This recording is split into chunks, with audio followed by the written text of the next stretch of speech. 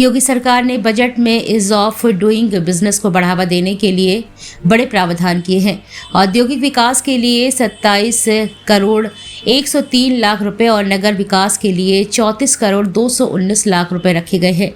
MSME क्षेत्रों की स्थापना और औद्योगिक क्षेत्रों की बेहतर कनेक्टिविटी के लिए 1000 करोड़ रुपए का विशेष प्रावधान किया गया है। 45 विभागों की 525 सेवाएं एक प्लेटफॉर्म पर लाई गई हैं और निवेश मित्र 3.0 विकसित किया जा रहा है। सड़क और सेतु निर्माण के लिए 34 करोड़ 468 लाख रुपए प्रस्तावित है। नए एक्सप्रेसवे और जेवर एयरपोर्ट से कारोबार को गति मिलने की उम्मीद है। विधानसभा के बजट सत्र में किन्नर समाज के अधिकारों का मुद्दा उठा। समाज कल्याण राज्य मंत्री असीम अरुण ने बताया कि ट्रांसजेंडर व्यक्तियों के अधिकारों के संरक्षण के लिए नियमावली 2026 तैयार की जा रही है। सरकार पहचान पत्र बनवाने और आयुष्मान कार्ड से जोड़ने की प्रक्रिया आगे बढ़ा रही है ताकि स्वास्थ्य सुविधाएं मिल सके। प्रदेश में ट्रांसजेंडर समुदाय की संख्या करीब 1,37,000 बताई गई है। वहीं एमएसएमई मंत्री राकेश सचान ने कहा कि ओडीओपी योजना से 2018 से अब तक 3,16,000 लोगों को रोजगार मिला है और निर्यात में उल्लेखनीय वृद्धि हुई है। उत्तर प्रदेश विधानसभा के बजट सत्र में पिछड़ा वर्ग कल्याण मंत्री ने बड़ा ऐलान करते हुए कहा कि राज्य में अन्य पिछड़ा वर्ग ओबीसी के हर पात्र छात्र को छात्रवृत्ति दी जाएगी। मंत्री ने बताया कि सरकार की प्राथमिकता है कि आर्थिक तंगी के कारण किसी भी छात्र की पढ़ाई बाधित न हो। इसके लिए बजट में पर्याप्त धनराशि का प्रावधान किया गया है। ऑनलाइन आवेदन प्रक्रिया को और सरल बनाया जाएगा। समय पर छात्रवृत्ति वितरण सुनिश्चित किया जाएगा। सरकार ने पारदर्शिता और सीधे बैंक खाते में धन हस्तांतरण की व्यवस्था को भी मजबूत करने की बात कही है। उत्तर प्रदेश सरकार के मुख्यमंत्री जन आरोग्य योजना के तहत पात्र गरीब और बीपीएल परिवारों को सालाना 5 लाख रुपए तक का कैशलेस इलाज मिलेगा, भले ही उनके पास आयुष्मान कार्ड ना हो। यह सुविधा सरकारी और सूचीबद्ध निजी अस्पतालों में उपलब्ध है। योजना में 25,000 से अधिक बीमारियां और सर्जरी जैसे कैंसर, हृदय रोग और किडनी ट्रांसप्लांट शामिल है। लाभ के लिए आवेदक का यूपी का निवासी होना जरूरी है। आधार, राशन कार्ड और निवास प्रमाण पत्र के आधार पर गोल्डन कार्ड जारी किया जाता है। नोएडा में सीएम योगी की समीक्षा, 4,000 करोड़ के सेमीकंडक्टर पार्क पर जोर। योगी आदित्यनाथ ने गौतम बुद्ध नगर में कानून व्यवस्था और विकास परियोजनाओं की समीक्षा की है। सेक्टर 38 में अधिकारियों संग बैठक में उन्होंने समयबद्ध और पारदर्शी क्रियान्वयन के लिए निर्देश दिए हैं। यमुना एक्सप्रेसवे औद्योगिक विकास प्राधिकरण क्षेत्र में फॉक्सकॉन द्वारा 4,000 करोड़ रुपए से प्रस्तावित सेमीकंडक्टर पार्क पर विशेष जोर दिया गया। 48 एकड़ में बनने वाली इस परियोजना से करीब 3,000 रोजगार सृजित होने की उम्मीद है। उत्तर प्रदेश सरकार 2026-27 में बिना नया टैक्स लगाए कर्मचारियों के वेतन पेंशन का खर्च उठाएगी। अनुमान है कि स्वयं के कर राजस्व से 3,34,000 करोड़ रुपए मिलेंगे, जिनमें जीएसटी, वैट और आबकारी से 2,69,000 करोड़ रुपए शामिल हैं। वहीं वेतन पर 1,83,000 करोड़ और पेंशन पर 1,00,000 करोड़ रुपए खर्च होने का अनुमान है। कुल राजस्व 7,29,000 करोड़ रुपए आका गया है। सरकार को जीएसटी से लगभग 1,05,000 करोड़ और वैट से 48,000 करोड़ रुपए मिलने की उम्मीद है, जो आय का बड़ा हिस्सा होगा। उत्तर प्रदेश विधानसभा में गुरुवार को अध्यक्ष सतीश महाना के 4 साल के कार्यकाल में हुए बदलावों पर आधारित 14 मिनट की फिल्म प्रदर्शित की गई, जिस पर सदन तालियों से गूंज उठा। फिल्म में परिसर के सौंदर्यीकरण, नई व्यवस्थाओं, सेल्फी पॉइंट और दर्शक दीर्घा के विस्तार को दिखाया गया है। उप मुख्यमंत्री केशव प्रसाद मौर्य व ब्रजेश पाठक सहित कई नेताओं के वक्तव्य शामिल रहे। महाना ने उपलब्धियों का श्रेय मुख्यमंत्री योगी आदित्यनाथ को दिया है। साथ ही 3 पूर्व सदस्यों के निधन पर शोक व्यक्त किया गया है।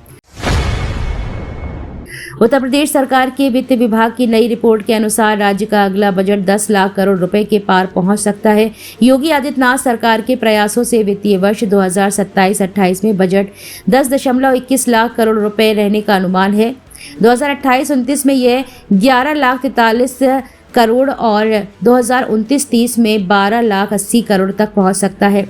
2017-18 में 3.84 लाख करोड़ से शुरू हुआ बजट अब बढ़कर 9,12,00,000 करोड़ रुपए हो चुका है। प्रस्तावित 50 लाख करोड़ के निवेश से अर्थव्यवस्था और मजबूत होने की उम्मीद है।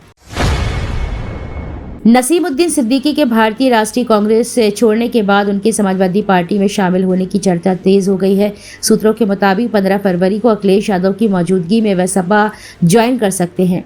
बसपा सरकार में प्रभावशाली मंत्री रहे सिद्दीकी के आने से सपा को बुंदेलखंड और पश्चिमी यूपी में मुस्लिम व बसपा कैडर वोट पर बढ़त मिल सकती है। 2027 विधानसभा चुनाव से पहले सपा संगठन मजबूत करने में जुटी हुई है। पूर्व मंत्री अनीस अहमद के भी साथ आने की संभावना जताई जा रही है।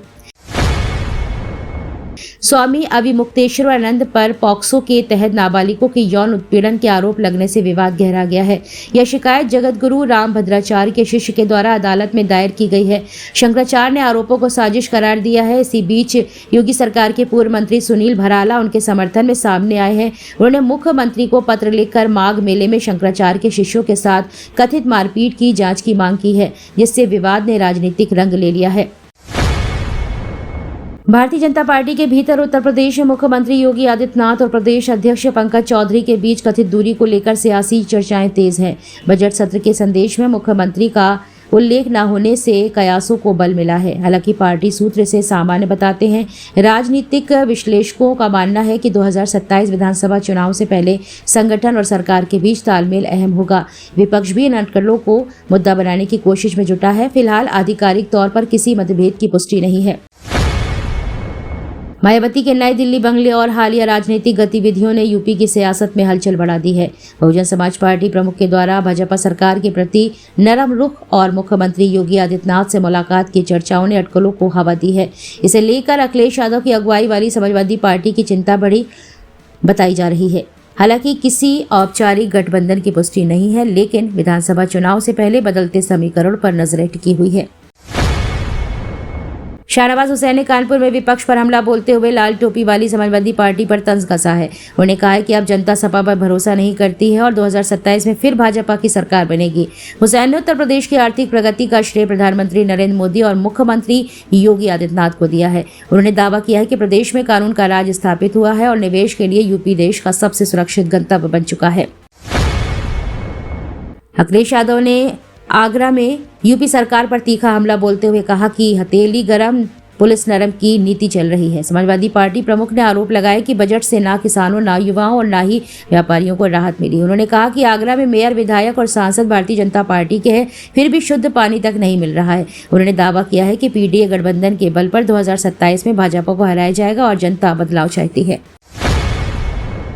उत्तर प्रदेश में 14 फरवरी को मौसम साफ रहने के साथ साथ 20 से 30 किलोमीटर प्रति घंटे की रफ्तार से तेज हवाएं चलने के आसार हैं। 15 फरवरी से हवाएं थम सकती हैं, लेकिन सुबह शाम कोहरा बढ़ेगा। 16 से 18 फरवरी तक मौसम शुष्क रहेगा। मौसम विभाग के अनुसार 19 फरवरी से पश्चिमी यूपी में हल्की बारिश की संभावना है, जबकि पूर्वी हिस्से में मौसम सामान्य रहेगा।